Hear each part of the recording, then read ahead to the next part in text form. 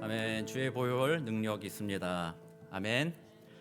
오늘은 우리 찬양대 찬양 너무 은혜로웠고, 특별히 피아노가 탕탕탕 그러니까 너무 애써주셔서 감사하고, 귀한 찬양 우리 감사하고요. 정말 우리 마음으로 주의 보혈의 능력이 있다, 우리 그걸 믿고 승리하시는 저와 여러분 되시기 바랍니다. 우리 사도행전 9장 보겠습니다. 사도행전 9장 32절에서 35절 까지 말씀입니다. 짧지만 저와 여러분 한 절씩 교독하고요. 우리 35절 같이 읽도록 하겠습니다. 제가 32절 먼저 읽겠습니다. 그때 베드로가 사방으로 두루 다니다가 룻다에 사는 성도들에게도 내려갔더니 거기서 애니아라는 사람을 만나매 그는 중풍병으로 침상 위에 누운 지 8해라. 베드로가 이르되 애니아야, 예수 그리스도께서 너를 낫게 하시니 일어나 내 자리를 정돈하라 한데 곧 일어나니 룻다와 사론에 사는 사람들이 다 그를 보고 주께로 돌아오니라. 아멘. 사도행전 계속 보고 있는데요. 사도행전을 누가 썼을까요? 사도가 썼을까? 사도? 누가복음이 이제 누가가 썼죠. 그리고 그 2부가 이제 사도행전입니다. 그래서 누가복음에서는 예수님에 관련한 이야기들을 많이 썼고, 예수님이 부활 승천하신 다음에 초대교회가 어떻게 되었는지에 대해서 이제 누가가 기록을 했죠. 그리고 누가라는 인물은 직업이 의사로서 알려져 있어요. 그래서 오늘날 의사하고는 뭐 좀 차이는 있겠지만 그래도 기본적인 태도는 비슷했죠. 병에 대해서 좀 더 자세하게 기술을 했고, 그 병이 고쳐지는 것에 대해서 좀 관심을 많이 가졌던 사람이에요. 그래서 이 누가복음이나 사도행전에서 병 고침의 기적에 관련해서도 의사인 누가가 썼다라는 것이 좀 의미를 좀 가지고 있어요. 그래서 오늘 그 내용들을 좀 살펴볼 텐데요. 그동안 누가는 이제 사울의 회심에 대해서 이야기했잖아요. 그것도 의사로 봤을 때는 참 대단한 일 아니겠습니까? 갑자기 눈이 이렇게 안 보여졌다가 안수했더니 눈에 비늘 같은 게 것이 바뀌어지고 하나님을 예수님을 보게 되었다, 다시 보게 되었다. 뭐 이런 것도 참 신비로운 일들이죠. 그리고 이제 사울이 어떻게 회심했는지, 그리고 그 회심의 결과가 무엇이었는지를 막 이렇게 진술하다가 이제 오늘 본문에서는 다시 베드로의 이야기로 이렇게 돌아갑니다. 베드로, 우리 사도행전을 계속 보고 있지만 사도행전 처음에 오순절날 성령이 내렸을 때 베드로가 설교를 하자 그날 예루살렘에 올라왔던 사람들 중에 막 3천 명이나 되는 사람이 예수를 믿기 시작했다, 이렇게 되어 있잖아요. 그래서 아마 그날 그 자리에서 복음을 듣고 예수 믿은 사람들도 있었을 테지만 그 사람들이 다시 자신의 집으로 돌아가서 그곳에서 내가 이번에 예루살렘에 가서 예수에 대해서 들었는데 그가 다시 살아나셨다, 그가 메시아다, 뭐 이런 소식들을 주변 사람들에게 전했을 가능성이 있죠. 그래서 그들이 가는 곳마다 믿는 사람들이 뭐 다수는 아니었을지라도 뭐 소수가 모여서 공동체를 이루었다라고도 볼 수 있고, 또 한 가지 사건이 또 있었죠. 그렇게 예루살렘 교회가 많이 부흥했을 때 스데반에게 이렇게 핍박이 있었죠. 그리고 나서 교회에 대한 핍박이 더 강력해지는 바람에 사도를 제외하고 다른 모든 사람이 피난을 가는, 도망을 가는 뭐 그런 일이 있었죠. 그리고 그때 도망간 성도들이 또 각 고을에 가서 거기에서도 예수가 메시아다 증거하면서 하나님의 사람들을 찾는 뭐 그런 일들을 했을 것입니다. 그래서 지금 예루살렘에는 사도들이 모여 있었지만 그 지역 여러 곳에서는 그 메시지를 듣고 복음을 듣고 나도 예수 믿기를 원한다라는 사람들이, 작은 무리들이 이렇게 모여 있었겠죠. 근데 이런 무리들이 이제 가만히 모여 있다 보면 점점 그 믿음이 희미해지겠죠. 하나님에 대한 지식이라든지 예수 그리스도의 가르침이라든지 이런 것들이 희미해지기 때문에 그 공동체가 계속 이어져 가기가 참 어렵잖아요. 그래서 이 사도들이 그렇기 때문에 좀 돌아다니면서 처음으로 이제 예수 믿은 사람들 공동체를 찾아가고 그들에게 자신들이 만났던 예수, 그가 어떻게 부활하셨는지, 그 소망이 무엇인지에 대해서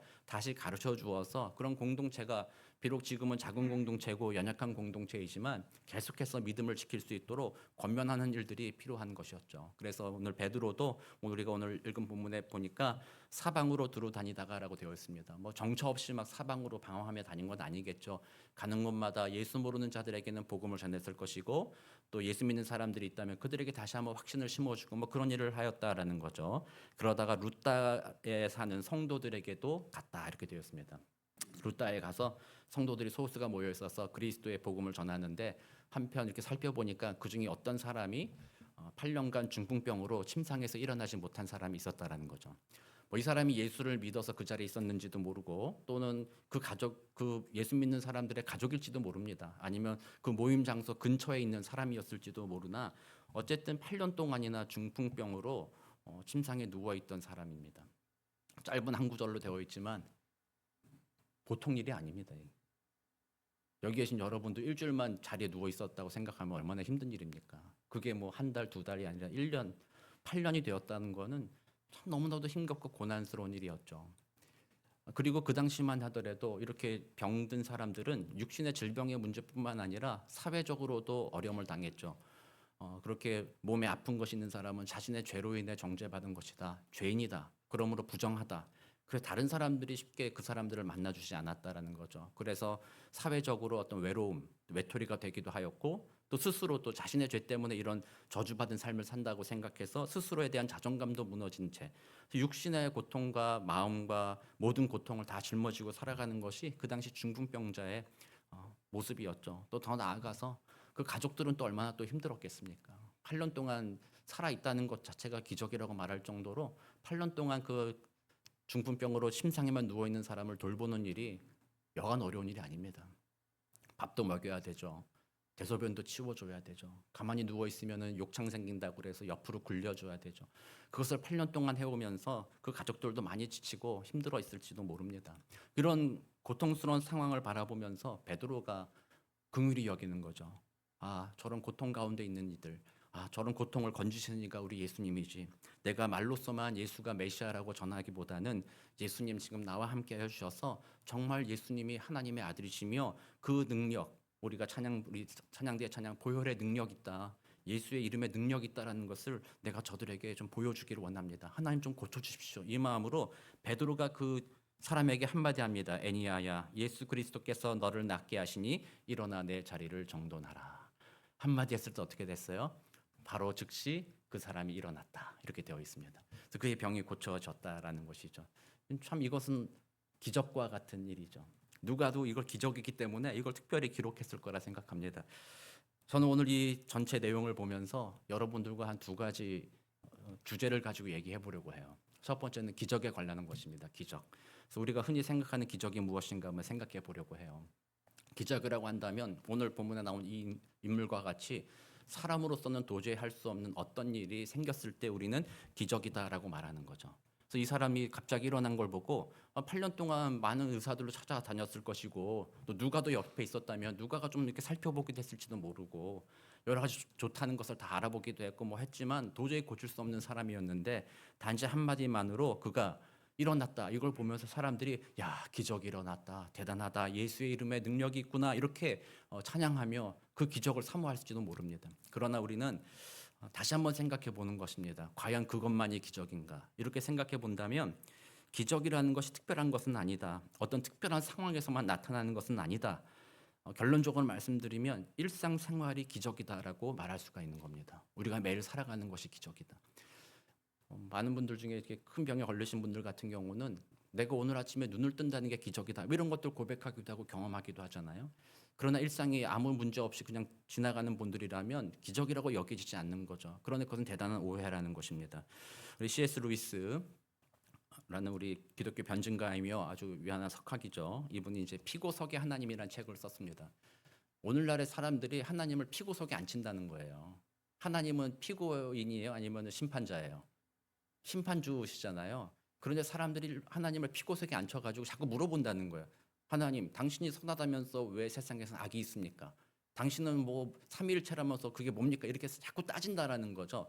그거는 하나님에 대해서 잘못한 태도다. 인본주의적인 태도고 교만한 태도다. 그래서 다시 하나님을 심판주로 모셔라. 뭐 이런 이야기인데 거기서 이제 기적에 대해서 이렇게 표현을 합니다.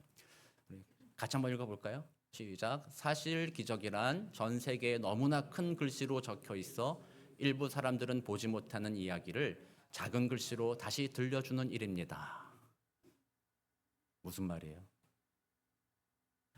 우리의 모든 삶은 다 기적이라는 말이에요. 그런데 보통 사람들이 보지 못하고 있어서 그게 모두 다 기적이라는 것을, 기적이 있다라는 것을, 기적 때문에 우리가 살아간다는 것을 알려주기 위해서 오늘 중풍병자가 일어나는 그러한 기적 같은 일들을 이루어 가신다라는 거죠. 다시 생각해 보면, 이걸 다시 풀어서 설명해 보면 우리가 오늘 살아가는 게 기적이라는 거예요. 아멘. 이걸 좀 이렇게 제가 기적이라고 표현해서 여러분들이 아멘 안 하시는 것 같아요. 이거를 좀 기독교적인 표현으로 바꾸면 뭐가 되겠어요? 은혜다라고 해요. 은혜. 우리가 살아가는 게 은혜다. 내가 이루는 것이 아니다라고 이렇게 말할 수 있는 거죠. 제가 이제 예전 교회 다닐 때 의사 선생님이 몇 분 계셨어요. 우리 장로님들이신데 장로님들을 제가 참 궁금했어요. 오늘날 여러분들이 가지고 있는 선입견이나 편견 중에 하나는 그런 거 있잖아요. 의사와 같이 좀 똑똑하고 의사와 같은 분들이라면 신앙을 안 가질 수 있다. 예수 안 믿을 수 있다. 뭐 그렇게 생각할 수 있잖아요. 근데 그분들은 세상에서도 공부도 많이 했고 의료 분야에서도 뛰어나신 분이신데 그분들이 어떻게 신앙을 지키며 장로로서 교회 일에 헌신하고 계신가? 그게 좀 궁금했어요. 근데 그런 장로님들이 하시는 말씀이 그런 얘기를 하시는 거예요. 제가 뭐 한번 소개해드렸던 것 같기도 한데 자신들이 병을 고치지 않는다라는 거예요. 내가 이렇게 약을 처방하고 이렇게 치료하게 하도록 했더니 병이 고쳐지는 거지 내가 병을 고치는 건 아니다. 실제로 그 약효가 나타나고 병이 다시 새롭게 되는 것은 하나님이 하는 거다. 나는 그렇기 때문에 나는 이 의사의 직을 하면서도 하나님이 모든 것을 다스리시고 병을 고치신다라는 것을 믿는다라고 얘기하는 거예요. 그러니까 그게 기적이라는 거예요. 그러니까 우리가 인간관계라는 것을 우리 인간들이 인간과의 틀 안에서 생각하잖아요. 우리가 이렇게 하면 이렇게 된다. 그런데 그거는 관찰의 입장이지 왜 이게 이렇게 되어야 되는지에 대해서는 사실 설명할 수가 없어요. 그렇게 되어 있다라는 거죠. 그렇게 보면 오늘 우리가 나무에 물을 주고 거름을 주었을 때 나무에 열매가 맺힐 때 그것이 이렇게 하면 맺힌다는 것은 알지만 그것이 왜 그렇게 맺혀야 되는지 그렇게 만드신 분이 누구신지를 우리는 알 수 없다라는 거예요. 그래서 조금 더 과학을 연구하고 조금 더 지혜로운 사람들이라면 결국 그 끝에 가서는 이 신비로움, 이 신 이런 것에 대해서 기적 이런 것들을 완전히 부인할 수가 없는 거예요. 가만히 돌아보면 사실 모든 것이 다 기적이거든요. 내가 숨을 쉴 수 있는 이 공기가 있다라는 것도 기적인 것이죠. 저 태양이 적당한 거리를 두고 있어서 우리에게 때때로 따뜻하기도 하고 때때로 어떤 에너지를 전해주기도 한다는 이 모든 것들이 우리가 어떻게 이해할 수 없는 일이죠. 설명할 수 없는 일이죠. 그 모든 것이 기적이다라는 거예요. 그래서 우리의 삶은 그런 기적이 없이는 이루어질 수 없다. 로마서 1장 20절에서 사도 바울이 그런 이야기도 했습니다. 창세로부터 보이지 아니하는 것들 곧 그의 영원하신 능력과 신성이 그가 만드신 만물에 분명히 보여 알려졌나니 그러므로 그들이 핑계하지 못할지니라. 바울이 고백하듯이 우리는 자연을 보면서 하나님이 그 안에 계시는구나. 하나님이 이것을 이루어 가시는구나. 이렇게 살아가는 것이 모두가 기적이구나라는 것을 알면서도 사실은 우리는 그것을 눈 감고 있다라고 말하는 것이죠. 다윗이라는 사람이 있습니다. 이 사람도 예수님을 만나지 못했지만 하나님의 계시로 메시아가 올 것이라에 대해서는 알고 있었어요. 그렇지만 예수를 직접적으로 만나진 않았죠. 그러나 그가 시편에서 이렇게 얘기합니다. 시편 8편 1절 말씀입니다. 한번 같이 읽어보겠습니다. 시작. 여호와 우리 주여 주의 이름이 온 땅에 어찌 그리 아름다운지요 주의 영광이 하늘을 덮었나이다. 아멘. 그렇죠. 다윗도 모든 하늘과 세상을 바라보면서 이 모든 것이 주의 영광입니다. 주의 이름이 높임 받아 마땅합니다라는 마음으로 내가 오늘 살아가는 것이 하나님의 기적이요 하나님의 은혜일 뿐입니다라는 마음으로 주를 찬양했다라는 거예요. 그래서 우리 일상 기적으로 가득 차 있다는 겁니다. 우리 지난주에도 제가 시 한 편을 소개해 드렸었는데 어떻게 감동이 되셨는지 모르겠습니다만 오늘도 시 한 편 하나 소개해 보려고 합니다. 구상 시인의 꽃자리라는 시입니다. 우리의 감정을 좀 살려가지고 같이 한번 읽어보죠. 시작. 반갑고 고맙고 기쁘다. 앉은 자리가 꽃자리니라. 내가 시방 가시방석처럼 여기는 너의 앉은 그 자리가 바로 꽃자리니라. 저 아멘할 뻔했어. 네. 지금 있는 이 자리가 꽃자리다라는 거. 때로는 가시방석처럼 여긴다. 때로는 이 자리가 좀 불행해 보이고 불만스럽고 어려워 보인다 할지라도 다시 돌아보니 그 자리가 참 꽃자리구나. 좋은 것이다. 그래서 우리는 나중에 가서 그것을 깨닫는다라는 거예요. 오늘의 일상이 참 선물이구나. 뭐 영어 단어도 프리젠트라는 단어를 통해서 현재라는 의미로 쓰기도 하고 선물이라고 의미라고 쓰기도 하잖아요. 그와 같이 오늘 일상이 기적과 같이 주어진 은혜의 선물이다라는 것을 알아야 된다라는 것이 또 이 시의 내용이거든요. 그러니까 세상 사람들도 아는 거예요. 하나님을 모르던 사람들 중에서도 깊이 생각해 본 사람은 내가 내 힘으로 사는 존재가 아니구나. 아, 나에게는 무엇인가 도움이 있어서 내가 감사하며 오늘을 살아가야 되는구나. 이것은 은혜의 선물이구나를 깨달아 알게 된다라는 거예요. 오늘날은 그 생각이 많이 바뀌었어요. 제가 보니까 우리 어릴 때 우리 선조들만 하더라도요. 농사를 짓고 살았기 때문에 농사 짓고 다 추수하고 나면 그걸 가지고 자기 자랑 안 삼았어요. 내가 지난 한 해 동안 얼마나 밭농사 열심히 했냐, 얼마나 거름을 많이 줬냐, 아 그랬으니 내가 받기에 합당하다, 뭐 이렇게 생각하기보다는 오히려 그때에는 하나님을 몰랐지만 1월 성신, 해와 달과 별과 또 뭐가 이렇게 우리에게 풍성하게 해줬으니 고맙다라는 마음을 가졌었다라는 거죠. 내 힘이 아니었다. 그런데 그들이 그 하나님을 모르기 때문에 그렇게 한 것은 참 어리석은 일이지만 오늘날에는요 아예 그런 생각을 안 한다라는 거죠. 감사치를 않는 거예요. 내가 열심히 노력해서 이만큼 내가 수확을 얻었으니 내가 이룬 것이다. 이것은 나의 권리다. 내가 누려야 된다. 그리고 그걸 가지고 누구를 칭찬해요? 자기를 칭찬한다. 요즘 사람들은 자기 칭찬하기가 하는 것이 중요하다고 얘기하잖아요. 자기를 칭찬한다라는 거예요. 이건 안타까운 일이죠. 왜 그런 일이 발생하는 겁니까? 사실은 죄 때문에 그렇게 되는 거예요. 하나님을 모르는 거예요. 눈을 감는 거예요. 하나님께서 열매 맺히게 해주시고 하나님께서 우리로 하여금 오늘도 평안하게 살게 해주시고 그 모든 기적과 같은 것을 일상에 베풀어 주심으로 오늘 우리들의 삶이 가능한데 그 은혜 안에서 내가 애쓰고 수고하고 노력한 만큼 내가 대가를 받는 것이 가능한데 그러므로 그 상황에서는 그 너머에 계신 하나님을 찬양하고 높여드려 하는 것이 당연함에도 불구하고 이건 그리스도인뿐만 아닙니다. 모든 사람이 그렇게 하는 것이 당연함에도 불구하고 죄의 문제가 하나님을 잃어버리게 만든다는 거예요. 하나님을 기억하지 못하게 만든다는 거예요. 하나님을 버린다는 거죠. 그리고 그것을 가능하게 하신 하나님을 버리고 자기의 노력으로 이룩한 이것만을 생각하며 자기를 높이고 자기를 찬양하는 그런 시대를 살아가고 있다는 거예요. 그러니까 우리 오늘날의 사람들이 하나님을 경배하고 하나님께 감사한다는 것을 하지 못하는 거죠. 죄 가운데 있는 사람은 그렇게 할 수 없다라는 겁니다. 바울은 이것을 경고합니다. 디모데후서 3장 1절에서 4절까지 말씀입니다. 제가 한번 읽어드릴게요. 너는 이것을 알라. 말세에 고통하는 때가 이르러 사람들이 자기를 사랑하며 돈을 사랑하며 자랑하며 교만하며 비방하며 부모를 거역하며 감사하지 아니하며 거룩하지 아니하며 무정하며 원통함을 풀지 아니하며 모함하며 절제하지 못하며 사나우며 선한 것을 좋아하지 아니하며 배신하며 조급하며 자만하며 쾌락을 사랑하기를 하나님 사랑하는 것보다 더하며. 참 각종 나쁜 거 다 모아다가 갖다 놨는데 가만히 보니까 이 각종 다 나쁜 게 내 모습이 아닌가 이런 생각도 드는데요. 이 중에서 제 마음에 끄는 것은요. 2절에 나와 있는 감사하지 아니하며라는 거예요. 하나님에 대해서 감사하지 아니한다라는 거죠. 하나님을 잃어버렸기 때문에. 그래서 세상 사람들은요. 하나님께 예배하고 경배하고 찬양하는 것을 모르는 게 세상 사람들이에요. 그러나 하나님께 감사할 수 있는 사람은 누구냐? 바로 그 예수 그리스도로 말미암아 구원의 은혜를 누리고 하나님께 돌아간 사람들이라는 거예요. 그래서 이 오늘 베드로가 이 중풍병자에게 일으켜준 이 기적은 사람들로 하여금 다시 한번 경각심을 주는 거예요. 다시 한번 알게 하는 거예요. 이런 기적, 메시아 이름으로 이런 기적이 일어난다. 그런데 보아라, 너의 매일의 삶이 바로 기적과 같은 것이고 매일의 삶이 바로 예수의 이름으로 하나님이 너에게 베풀어 주신 선물이라는 것을 기억하라라는 거예요. 그래서 이런 기적을 통해서 믿음이 굳건해진 사람들은요. 그 다음부터는 매일매일 주님께 감사하며 찬양하는 삶을 살아가는 거예요. 그게 범사에 감사라는 바울의 권면이기도 하는 거죠. 그래서 여러분들의 삶에도 한번 돌아보아야 합니다. 내가 주님 앞에 진심으로 감사하고 있는가?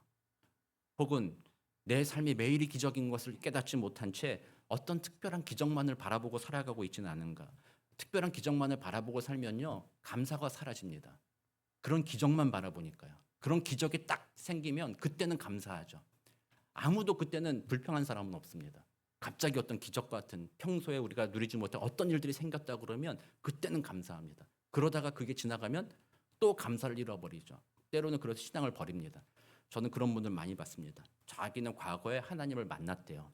하나님이 자기 삶에 베풀어 오신 은혜가 얼마나 큰지 모른대요. 근데 지금 보니까 교회를 안 다녀요. 신앙생활을 안 해요. 그러면서 기다리는 거예요. 언젠가 하나님이 또 그런 은혜 베풀어 주겠지. 그때를 기다려요. 아니요. 그런 때는 다시 안 올 가능성이 매우 커요. 한 번 하나님이 은혜 주었을 때 그 기적은 평상시에 기적을 베푸신 하나님을 기억하고 평상시에 주님께 감사하며 찬양하며 예배하고 살라고 하나님이 주신 은혜의 선물이며 하나님의 부르심이라는 거예요. 그래서 여기 계신 여러분들이 이번 한 주간 우리는 다시 한번 우리의 삶을 돌아보는 겁니다. 그리고 기적을 경험하는 겁니다. 아, 오늘도 기적입니다, 하나님. 오늘도 이렇게 눈을 뜬 것도 기적입니다. 오늘도 이렇게 사랑하는 사람들과 함께 있는 것도 기적입니다. 아멘. 아멘. 저는 제가 이 목사하는 것도 기적입니다. 사실은 날마다 기적입니다. 날마다 감사하지 않을 수가 없고 기도하지 않을 수가 없습니다. 생각해 보세요. 설교를 얼마나 많이 합니까, 제가? 그걸 설교를 매번 준비하고 할 수 있다라는 게 전 정말로 저 스스로 대단해요. 저를 찬양하는 게 아닙니다. 주님이 그렇게 해주셔서 기적이다. 우리 딸이 그래요. 둘째 딸이. 아빠, 어떻게 그렇게 할 수가 있어? 어떻게 에브리데이 리포트를 쓰냐, 아빠. 돌아보니까 제가 한 게 아니라 그때마다 하나님이 지혜를 주시고 하나님이 은혜 베풀어 주셔서 이 일을 감당합니다. 그렇기 때문에 이 모든 것이 기적이고 은혜이므로 감사하지 않을 수가 없는 거죠. 또 감사한다는 것은 또 다음 주를 위해서 기도하지 않을 수가 없게 된다는 겁니다. 그래서 여러분이 날마다의 삶이 기적이고 내가 하는 모든 일들에 베풀어 주시는 은혜가 기적이라고 생각한다면 날마다 감사하지 않을 수 없고 또 그렇게 감사하기 때문에 내일도 그 기적과 같은 은혜를 내가 베풀어 주시기를 그 마음으로 주님 앞에 기도하지 않을 수가 없다라는 거죠. 그런 사람은 매일매일이 감사합니다. 매일매일이 은혜가 충만한 사람으로 살아가게 되는 것이죠. 여기 계신 여러분들이 이번 한 주간도 여러분들의 삶에 베풀어 주신 기적을 기억해 보는 겁니다. 받은 복을 세워보아라. 우리 찬양도 있듯이 한번 점검해 보는 것입니다. 그러면 삶의 기쁨이 넘칠 것입니다. 삶의 소망이 가득할 겁니다. 이전까지는 그런 거 기억 못하면요, 내가 했기 때문에 내가 실패하면 어떻게 하나, 내가 이거 잘못하면 어떻게 하나, 이거 무너지면 어떻게 하나, 근심과 걱정에 휩싸여 살아갈 수밖에 없습니다. 그러나 내가 살아온 모든 것이 은혜의 선물이었고 기적이었다. 그러므로 하나님께 찬양합니다. 이런 믿음으로 하루하루 살아간다면 삶의 어떤 순간이 다가와도 하나님을 향한 감사를 잃지 않고 하나님께서 주시는 소망으로 그 시간들을 다 이겨나갈 수가 있게 되는 거죠. 그게 하나님께서 특별한 어떤 기적을 통해서 다른 사람들을 훈련시키는 것입니다.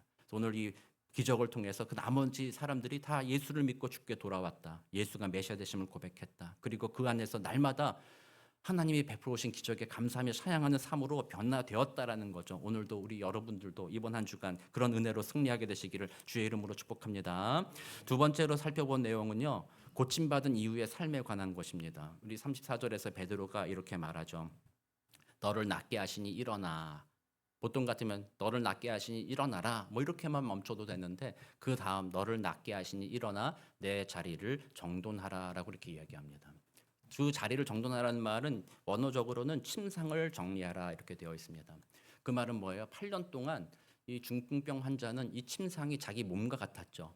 이 침상을 벗어나지 못했습니다. 침상에 매여 있을 수밖에 없는 사람이었죠. 자기 힘으로는 벗어나지 못하고 어떻게 보면 침상과 자기가 한 몸처럼 지냈던 사람입니다. 그러나 베드로가 예수의 이름으로 그 병을 고쳐준 다음 이제 그 침상을 정리해서 다시는 거기로 돌아가지 말아라는 겁니다. 그 침상에 매여있던 삶으로 돌아가지 말고 이제는 건강한 삶으로 새로운 삶을 살아가라라고 얘기하는 거죠. 그렇게 예수의 이름으로 치유받은 사람이라면 예수의 이름으로 우리들의 죄가 치유받고 날마다가 하나님이 주신 기적이라는 것을 깨닫고 살아가는 사람이라면 이제 더 이상 그 이전의 삶 그대로 살아서는 안 된다는 겁니다. 그것을 정돈하고 새로운 삶을 살아야 된다는 거죠. 옆에 계신 분들께 한마디 하겠습니다. 정돈하십시오. 정돈하세요. 슬기로운 의사생활이라는 드라마가 있습니다. 몇 년 전에 나왔죠. 꽤 오래된 것 같아요, 생각보다. 거기에 보면 한 환자가 등장하는데 간 이식 수술을 받은 환자예요. 근데 간 이식 수술 받고 건강을 회복했는데 또 건강이 나빠져가지고 아내와 함께 의사를 만나러 온 상황이에요. 물어보니까 아내가 말하는 거, 이 인간이 술을 계속 또 먹는다는 거예요. 간이 아파가지고 간 이식을 누구한테 받았냐면 자기 딸한테 받았다는 거예요. 그 딸한테 간 이식을 받고 나서도 술을 못 끊고 인간이 정신 못 차리고 술 먹다가 이렇게 됐다라는 거예요. 의사가 뭐라고 하겠어요? 잘했어요. 계속 그렇게 하세요. 뭐 이렇게 얘기했겠어요. 따끔하게 한마디 해줘. 미쳤냐 당신. 지금 당신의 딸이 간 이식해줘서 새 생명을 얻은 이 사람이 어떻게 변화된 삶을 어떻게 살지 못하고 그렇게 다시 옛날처럼 사느냐. 이랬다가 당신 간 망가지면 더 이상 못 고쳐준다. 이렇게 따끔하게 이야기합니다. 이건 상식 아닙니까? 병이 고쳐졌다면 그 병에 걸리지 않도록 새로운 삶의 방향으로 살아가는 것이 상식 아닙니까?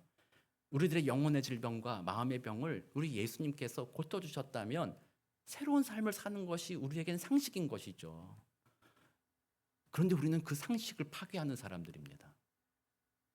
정돈하라. 이거는 사실 두 가지 의미를 가지고 있어요. 첫 번째로는요, 제가 좀 강력하게 얘기할 겁니다. 첫 번째는요, 그만하라는 거, 그만하라. 그 이전에 했던 것 중에 잘못된 것 있으면 이제 그만하라는 거예요. 옆에 계신 분께 한번 해주세요. 그만해. 그만해. 좀.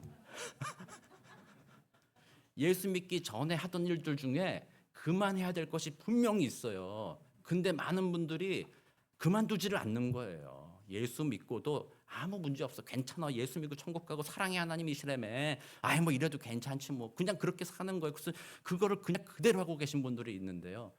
얼마나 어리석은 일입니까? 아까 의사처럼 여러분들 영혼이 다시 술 먹으면 당신 끈적나 이런데도 술 계속 먹겠어요?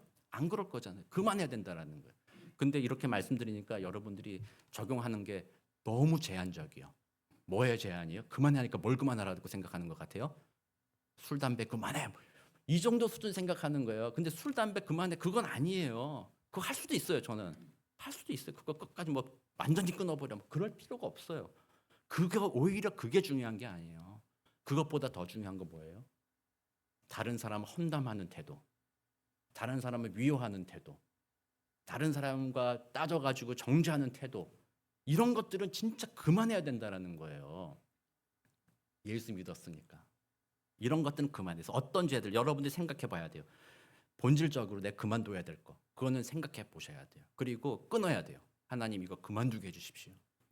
어느 그 심리학자가 애들 고칠 때 이렇게 해야 된대요. 요즘 사람들이 그렇게 하지 마. 그러면 애기 다치잖니. 그렇게 하면은 너 큰일 나지 않니? 하지 마. 이러면 애들이 안 바뀐대. 계속 한대. 뭐라고 해야 된다고 그랬어요? 하지 마. 이러면 안 한대요. 우리 막내 꼬맹이도 그래요. 계속 장난치거든요. 꼬맹이가 뭔지 모르니까. 좋게 얘기하면은 그냥 하지 말라고 이해를 못 해요. 큰 소리를 하지 마. 이러면은 깜짝 놀라서 이제 안 하는 거예요. 우리도 마찬가지, 어른들도 마찬가지예요. 하지 마. 그러면 여러분들 좀 하지 마세요. 안 해야 돼요. 그쳐야 돼요. 그래서 어떤 거는 이것처럼 안 하는 것이 있어야 된다. 그러나 두 번째, 어떤 것들은 계속 이어져 가는 것들도 있다. 제가 여러분들께 직장 생활 그만두십시오. 지금은 천국이 가까이 왔는데 하나님 나라가 가까워 있는데 세상에서 돈 벌고 먹고 사는 게 뭐가 중요합니까? 그만두세요. 다 하지 마십시오. 이제는 우리는 요세미티 산속으로 들어갑니다. 다 같이 갑시다. 뭐 이렇게 이건 아니잖아요. 여러분들의 직장 생활, 여러분들 일상에서 살아가는 모든 생활은 계속 되는 거죠. 그러나 거기에서 변화될 것이 있다라는 겁니다. 그거는 뭐예요? 그것을 이해하는 방식. 그것 중에 어떤 것이 더 중요한가를 생각하는 방식, 이런 것들이 달라지는 거죠. 직장 생활로 예를 들면 옛날 같으면 직장 생활이 단지 내가 돈벌이하는 수단이고 직장 생활을 통해서 내가 자아를 실현하는 것이 목적이다. 그래서 자기중심적인 직장 생활을 해왔다면 이제는 예수 믿고 변화되었다면 하나님은 나의 직장 생활을 통해서도 하나님이 영광 받기를 원하시지. 그러니까 돈 버는 일이라든지 나를 증명하는 일들보다 더 중요한 것은 이 자리에서 내가 하나님의 빛과 소금이 되는 일이야. 그러므로 이 자리에서 때로는 내가 좀 불이익을 당한다 할지라도 좀 정직해보자. 때로는 다른 사람에게 좀 조롱받아도 내가 좀 더 섬겨보자. 이런 마음으로 자신의 직장 생활을 다르게 보기 시작하는 것. 이게 기적을 경험하고 주님을 만난 사람이 삶의 자리에서 새롭게 태도를 갖게 되는 거예요. 그런 태도로 살아가는 겁니다. 그 자리를 정돈하는 것입니다. 사랑하는 성도 여러분, 이게 참 쉽지는 않습니다만 여러분들 마음에 이 정돈이 필요합니다. 여러분들의 가정도 그렇습니다. 이 가정의 주인이 누굽니까? 자기 자신이 되면은 가정 자기 마음대로 하려고 합니다. 그러다 보면 그 안에 부딪히고 다툼이 일어나게 됩니다. 그러나 그 가정의 주인이 예수님이십니다. 하나님이십니다. 고백하게 된다면 그 다음부터는 그 가정에서 나를 자랑하는 것이 아니라 나를 주장하는 것이 아니라 주를 위하여 아내를 사랑하고 주를 위하여 남편을 공경하는 그런 모습으로 변화되어 간다라는 거죠. 그런 방식으로 삶을 정돈해 가는 것이 예수 믿고 난 이후로 필요한 일이다라는 것입니다. 이번 한 주간 여러분들의 삶의 모든 자리를 한번 생각해 보시고 삶의 자리를 정돈하게 되시기를 주의 이름으로 축복합니다. 그런데 마지막으로 이렇게 해도 안 되는 게 우리들 모습 아니겠어요? 진짜 안 변하잖아요. 그거는 인간이기 때문에 그렇습니다. 우리 젊은 시절에는 삶의 경험과 지혜가 많이 안 쌓였기 때문에 그때는 잘 바뀝니다. 그래서 우리 여러분 자녀들 중에 가끔 그런 친구들 있잖아요. 전공 이거 하다가 안 되겠어, 바꿔, 딴 거 하고 막 그거 하다가 또 안 되겠어, 또 바꿔, 막 이렇게 서로 막 그렇게도 살아가잖아요. 저도 저희 부모님한테는 그런 일을 했죠. 36살까지 직장 다니다가 갑자기 신학 공부한다고 그러니까 저희 어머니가 깜짝 놀란 거예요. 야, 너 애도 둘이나 있고 지금 직장 다니고 있는데 갑자기 신학을 한다고 그러니 난 이해를 못 하겠다, 우리 어머니가 그러셨는데, 젊은 시절에는 막 그렇게 도전하고 막 바뀌잖아요. 근데 그게 좀 더 지나가면 어떻게 돼요? 안 바뀌는 거예요. 저도 그렇게 공부하러 와가지고요, 40대 중반 되니까 마음에 걱정이 생겼어요. 야, 하나님이 나 선교지 가라 그러면 어떡하지? 어우, 또 가서 또 맨땅에 또 헤딩해야 돼, 또 이 나이에. 어우, 야, 그거 참 힘들겠다. 어떡하지? 막 그때 고민을 되게 많이 했어요. 그런 거잖아요. 시간이 지나면 경험이 쌓이고 익숙해지기 시작하면 관성이 있기 때문에 잘 안 바뀐다라는 거예요. 그래서 하나님의 말씀이 들려도 여러분들 뭐 주일날 설교 들어도 여러분들 별로 신경 안 쓰시잖아요. 별로 관심이 안 들잖아요. 별로 그냥 그렇잖아요. 그게 인간이에요. 그냥 그렇게 살아가는 거예요. 그런데 그렇게 포기하면 안 된다라는 거예요. 그런 우리들의 인간의 연약함을 고백하고 주님 앞에 기도해야 되는 거예요. 스가랴 4장 6절만 다시 한번 읽어볼까요? 한번 읽어볼까요? 스가랴 4장 6절 같이 읽겠습니다. 시작. 그가 내게 대답하여 이르되 여호와께서 스룹바벨에게 하신 말씀이 이러하니라. 만군의 여호와께서 말씀하시되 이는 힘으로 되지 아니하며 능력으로 되지 아니하고 오직 나의 영으로 되느니라. 아멘. 스룹바벨이라는 인물은 유대인들이 포로로 잡혀갔다 1차로 포로 귀환했을 때 그들을 데리고 왔던 리더십 중에 한 사람입니다. 그리고 그 사람이 할 일은 성전을 재건하는 일입니다. 나중에 솔로몬의 성전이 무너지고 돌아온 포로들이 다시 지은 성전을 수룹바벨 성전이라고 이야기합니다. 이 수룹바벨 성전을 지을 때 하시는 말씀이에요. 이거는 너의 힘으로 너의 능력으로 되는 것이 아니다라고 말하는 것입니다. 주변의 이방 민족들이 그것을 많이 방해했기 때문이죠. 그러므로 거룩한 하나님의 성전을 세우는 일은 너의 힘으로 안 된다. 오직 나의 영으로 된다라고 말씀하시는 거예요. 그래서 스룹바벨의 성전을 재건한 것은 하나님의 능력으로 된 것이다라는 거예요. 마찬가지로 우리들의 영이, 우리들의 몸이 거룩한 그리스도의 전이라고 우리가 고백하듯이, 우리가 성전이라고 고백하듯이, 우리가 하나님의 뜻에 따라 변화된 삶을 살아가는 것, 하나님을 신뢰하는 믿음으로 새로운 삶을 살아가게 되는 것도 그것이 바로 우리 성전을 세워가는 것이거든요. 그걸 우리의 힘으로 되지 않는다라는 거예요. 그래서 우리들은 철저하게 주님 앞에 자신을 고백해야 돼요.